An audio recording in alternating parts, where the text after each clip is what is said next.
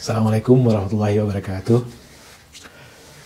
Mudah-mudahan kita semua selalu dalam keadaan sehat dan diberi kekuatan iman untuk melaksanakan kewajiban kita menunaikan ibadah puasa sampai berakhir dan ditutup dengan Idul Fitri. Kita terlahir fitrah dan mendapat bonus takwa, insya Allah. Sobat Jelata yang berbahagia, hari ini adalah hari Minggu, tanggal 10 April 2022. Berdasarkan rilis pemberitaan yang kita baca, besok tanggal 11 April 2022, tepatnya hari Senin, akan terjadi demonstrasi besar-besaran di Jakarta yang diikuti oleh Badan Eksekutif Mahasiswa se-Indonesia. Pemanasannya sudah kita saksikan minggu-minggu atau hari-hari sebelum ini yang masif terjadi meluas di seluruh pelosok Nusantara. Dan berdasarkan informasi yang Bang Kica terima, besok juga akan ikut bergabung beberapa elemen masyarakat. Dan tuntutan mereka yang paling utama itu adalah stop ikhtiar-ikhtiar usaha-usaha untuk memperpanjang masa kekuasaan presiden menjadi 3 periode. Itu isu utama yang mereka usung. Dan itu juga lah yang mengakibatkan berakumulasinya protes, ketidaksukaan atas effort-effort usaha-usaha yang dalam tanda petik mereka saksikan memang kenyataannya ada niatan untuk memperpanjang. Ini persepsi masyarakat luas. Bang Kica hanya ingin menanggapi bahwa apapun isu, mau perpanjangan masa jabatan atau penundaan pemilu, tentu untuk saat ini itu adalah wacana liar yang tidak patut dikeluarkan oleh, katakanlah, politikus, apalagi ketua partai, dan tidak pantas dan patut juga dinarasikan oleh menteri. Orang-orang ini sepertinya sudah lupa, sudah disorientasi terhadap tugas pokoknya. Ketua parpol atau siapapun yang menjadi bagian dari orang-orang politik mestinya sadar bahwa wacana atau mengekspresikan perpanjangan masa jabatan, mengekspresikan penundaan pemilu adalah jelas-jelas bertentangan dengan konstitusi, bertentangan dengan ketentuan yang berlaku. Mestinya mereka malu untuk menyatakan hal tersebut.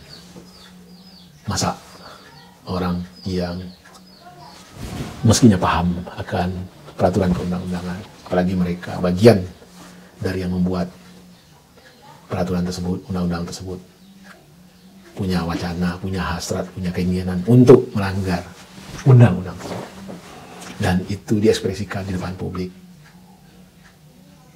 Ini sesuatu yang amat sangat memalukan.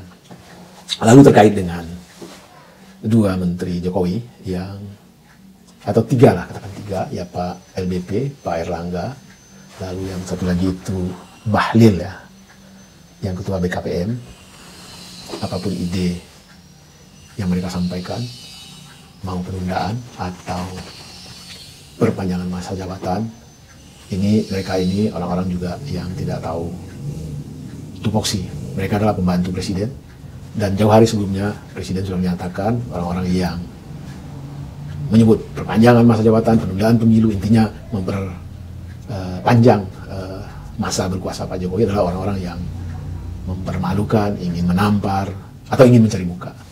Mestinya kan mereka mematuhi atau setidaknya mempertimbangkan apa yang sudah dinyatakan oleh Pak Jokowi. Kok malah cawe-cawe ikut memukakan, ikut mencoba meyakinkan masyarakat bahwa ide-ide baik itu perpanjangan masa jabatan maupun itu penundaan pemilu itu sangat baik bagi negeri ini. Apa mereka sadar bahwa tugas pokok mereka bukan soal perpanjangan masa jabatan, bukan soal penundaan pemilu. Masing-masing punya tupoksi yang jelas sebagai pembantu presiden, tetapi kenapa harus mengurusi hal-hal yang sifatnya tidak ada kaitannya dengan tugas pokoknya. Jadi mereka ini orang yang juga disorientasi dengan tugas pokoknya. Lalu kita hendaknya sadar, sesadar-sadarnya, bahwa kenapa batasan masa jabatan presiden ini perlu dituangkan di dalam Undang-Undang Dasar. Itu kan tak lebih dan tak kurang karena pengalaman masa lalu kita. Katakanlah di awal kemerdekaan Bung Karno, bahkan dan circumstance-nya orang-orang di sekitarnya sampai mendeklar presiden seumur hidup. Ini kan efek dari tidak adanya pembatasan. Lalu di masa kepemimpinan Pak Harto yang lebih dari 30 tahun. Ya, awal-awal semua pemimpin tentu punya idealisme, punya kehendak luhur untuk memajukan bangsa, mensejahterakan masyarakat. Tetapi seiring dengan berlalunya waktu, seiring dengan makin banyaknya dayang-dayang dengan berbagai kepentingan di sekeliling presiden, maka idealisme lama-lama luntur juga. Nah, karena keadaan itulah di 98 kita reformasi Undang-Undang Dasar 45 ya katakanlah direvisi lah, dan salah satu pasal yang dimasukkan adalah pembatasan masa jabatan presiden. Jadi orang-orang yang saat ini punya kehendak, punya niat, punya keinginan hati untuk memperpanjang masa jabatan atau menunda pemilu, sejatinya mereka adalah musuh reformasi, musuh kehendak luhur dari reformasi. Kalian seharusnya berkaca diri dan tak pantas lagi kalian menyatakan bagian dari reformis di negeri ini. Sebagai data Bang Kicca mencoba sebenarnya apa yang menjadi problem utama dari henti-hentinya bangsa ini, katakanlah dirundung oleh aksi demi aksi, kehebohan demi kehebohan, dan dalam 2 kali pergolakan besar, katakanlah di tahun 66 dan di tahun 98, peristiwa tragis terjadi, pemimpin kita jatuh karena dirinya sendiri, karena dominasi kelompoknya yang sampai pada titik masyarakat rakyat tak bisa lagi menahan diri, tak bisa lagi menahan kegundahan, kegalauan, maka mereka turun ke jalan. Begitu juga di tahun 98. Jadi tahun 66, 98, 2 peristiwa di mana pemimpin jatuh karena kelakuan, karena sikap pemimpin tersebut yang yaitu tadi terlalu lama berkuasa, maka semakin absolute power, corrupt absolutely, begitu kata orang. Nah, apa sebenarnya yang menjadi problem besar? Kita kembali ke topik itu. Menurut Bang Kicca adalah soal disorientasi dari lembaga-lembaga, dari katakanlah institusi-institusi di negeri ini. Kenapa Bang Kicca bilang disorientasi? Mari kita kembali lagi kepada tujuan didirikannya negeri ini. Kalau kita baca dalam pembukaan Undang-Undang Dasar 45, para founding parents, para pendiri bangsa ini telah dengan amat rasional merumuskan untuk apa negeri ini didirikan, untuk apa kita berhimpun dalam satu kapal besar yang bernama Indonesia. Itu tidak lain dan tidak bukan satu, meningkatkan kecerdasan bangsa. Itu di urutan pertama. Yang kedua adalah memajukan kesejahteraan umum. Lalu yang nomor 3 itu turut serta berkontribusi dalam perdamaian dunia. Bagi saya bilang ini nomor 3 ini adalah Indonesian Pride. Jadi sebenarnya tujuan yang dirumuskan dalam pembukaan Undang-Undang Dasar 45 itu adalah tujuan yang sebenarnya secara built-in setiap orang itu mendambakan. Setiap orang ingin lebih pintar, lebih cerdas. Karena dengan lebih pintar, lebih cerdas, maka nilai tambah dari keringatnya juga meningkat. Dia lebih mudah hidupnya. Karena dalam rentang panjang peradaban, tingkat kecerdasan lah yang mampu mengubah satu orang, satu keluarga, satu bangsa menjadi lebih maju. Jadi orang ingin pintar itu build up. Semua orang ingin pintar. Lalu 2, memajukan kesejahteraan umum. Ini juga sesuatu yang hidup di alam bawah sadar, menjadi dambaan setiap orang, setiap keluarga, setiap kelompok orang. Jadi ya tidak heran kalau semua orang menerima dengan mutlak apa yang diformulasikan. Lalu yang ketiga, semua orang ingin damai. Ingin damai itu artinya ingin hidup dalam tingkat penghormatan atau saling menghormati.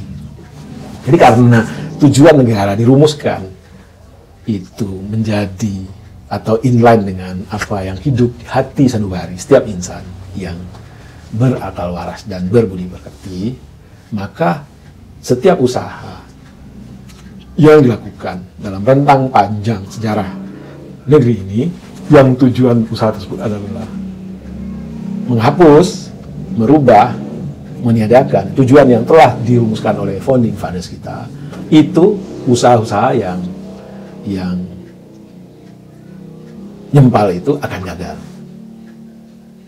PKI beberapa kali berontak, gagal, ya kan? Lalu ada presiden yang ingin berkuasa seumur hidup, sehingga apa yang dia lakukan tidak lagi inline dengan 3 tujuan berdiri negara ini, jatuh, ya kan? Jadi siapapun, mau presiden, mau menteri, mau DPR, mau siapapun yang akan melencengkan tujuan berdirinya negeri ini akan disapu bersih oleh keinginan luhur dari masyarakat Indonesia untuk tetap istiqomah dalam tujuan yang diekspresikan, dinarasikan dalam pembukaan Undang-Undang Dasar 45. Jadi kalian harus ingat, kapal besar yang bernama NKRI ini tujuannya adalah Pulau Harapan, di mana di Pulau Harapan itu ada masyarakat yang semakin cerdas,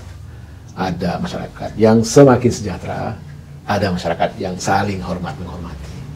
Jangan kalian coba-coba melenceng dari tujuan ke Pulau Harapan tersebut. Karena jika kalian melenceng, maka zaman akan menggilas kalian. Camkan itu.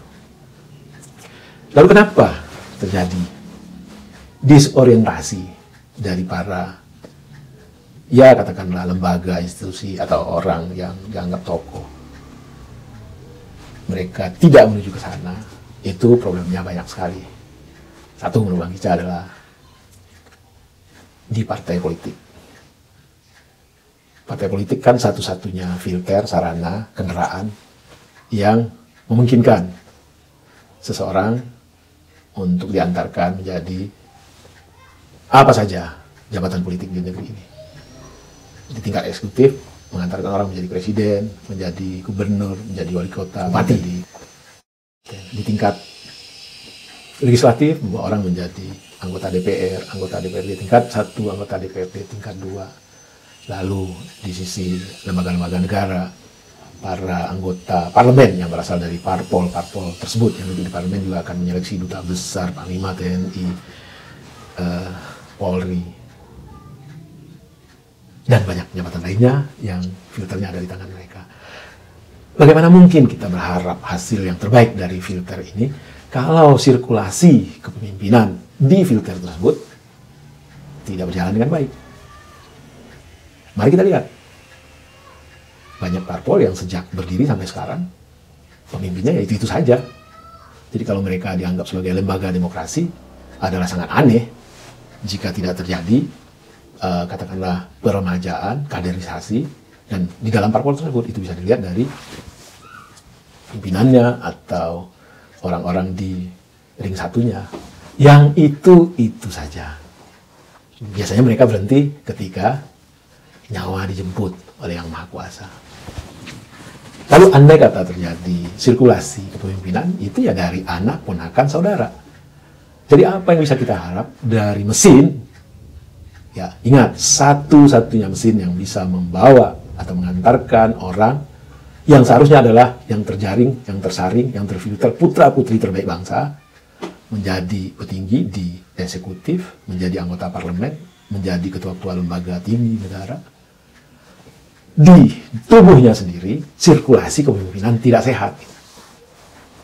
Jadi mari kita dorong, kita teriakkan kepada para mereka-mereka yang ada di partai politik. Sebelum kalian bicara, mengeluarkan gagasan, sesuatu yang terbaik buat negeri untuk kalian, kalian beresin dulu, kalian selesaikan dulu, kalian perbaikin dulu bagaimana seharusnya kalian berdemokrasi di internal kalian. Bagaimana seharusnya kalian mencari yang terbaik. Manusia handal, manusia paripurna yang menjadi pimpinan di partai kalian. Baru kalian boleh mempunyai ide gagasan yang tentu kami akan terima bahwa itu memang keluar dari orang-orang yang berpemikiran unggul, berbudi pekerti luhur, dan penuh cinta kepada bangsa ini. Terakhir bagi saya ingin berdoa, berharap mudah-mudahan demonstrasi yang akan terjadi besok itu berjalan dengan lancar, tidak ada kekerasan, tidak ada penangkapan, tidak ada benturan. Dan bagi mereka yang di demo, tangkaplah pesannya. Ini adalah satu ekspresi dari pemilik negeri ini, the real owner. Kalian wajib dengarkan itu. Kalian adalah orang-orang terpilih yang mestinya membawa kapal besar NKRI ini ke Pulau Harapan. Apa itu Pulau Harapan? Masyarakat yang cerdas, masyarakat yang sejahtera, masyarakat yang damai. Untuk itu kalian digaji, untuk itu kalian diberi segala macam fasilitas, dan untuk itu kalian akan kami proteksi. Kalau kalian tetap istiqomah, kekeh melajukan kapal ke Pulau Harapan. Demikian kicau pendek yang katakanlah kicau dari rakyat jelata. Mudah-mudahan kita semua sekali lagi diberi kekuatan, kesehatan, dan keimanan sehingga kita bisa menyelesaikan Ramadan ini dengan baik. Wabillahi taufiq wal hidayah. Wassalamualaikum warahmatullahi wabarakatuh. Salam sehat dan harus tetap semangat.